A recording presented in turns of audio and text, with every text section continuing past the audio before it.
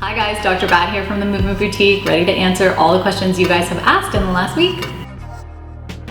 Great question, Christine, and I love this one because bedtime routine is just as important as morning routine. And a lot of people actually just think that going to bed is just chopping off your day and getting into bed physically, but there's a lot we can do to prep ourselves for an awesome night's sleep. Number one is about the hour before you go to sleep. You can even set an alarm to remind yourself that it should be starting your nighttime routine. One of the things I love at this time is to make sure you have no overhead lighting. Make sure you're just using lamps or candles to kind of bring the lighting down for you. Second thing is to take a couple deep breaths or an Epsom salt bath or have a cup of tea just to get yourself into that relaxation mode. So number three would be to make sure you put away your screen and don't use your screen 1 hour before bed. My number four secret is to take some magnesium glycinate before bed because it really helps calm our body, calm our muscles, and soothe our nervous system.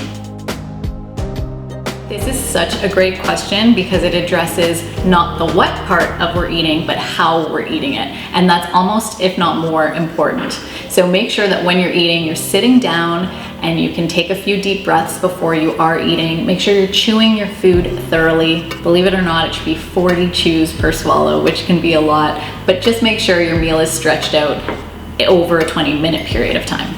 So the reason that we want to pay attention to how we're eating is because even if we have the healthiest gluten-free, sugar-free, dairy-free meal possible, we really need to make sure that we're taking the time to break down the food that we are eating so that our body has an opportunity to absorb it. So when your knees are hurting from running, it's a really important thing to consider, did you go too far too fast?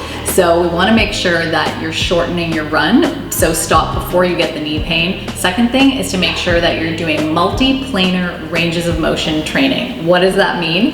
That running is in a certain plane of motion, so is sitting, so is standing, so is lying down. So you want to make sure you're doing things like twisting and lateral flexion motions when you're working out so that you're toning in a three-dimensional way that will help with shock absorption.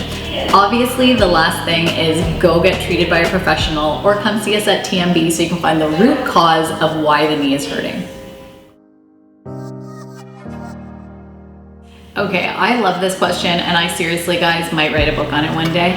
But what's so important with core work is that a lot of people are just doing sit-ups and all that does is work the rectus abdominis.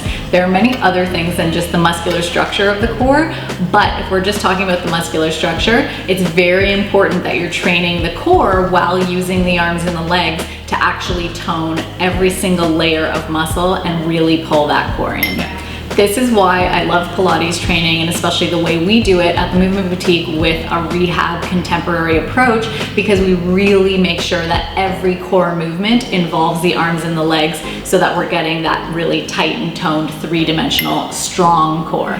Thanks for all your questions, you guys. Remember, if you want more detailed answers, come on in, book an appointment, and we'll see you soon. But right now I gotta go treat some patients.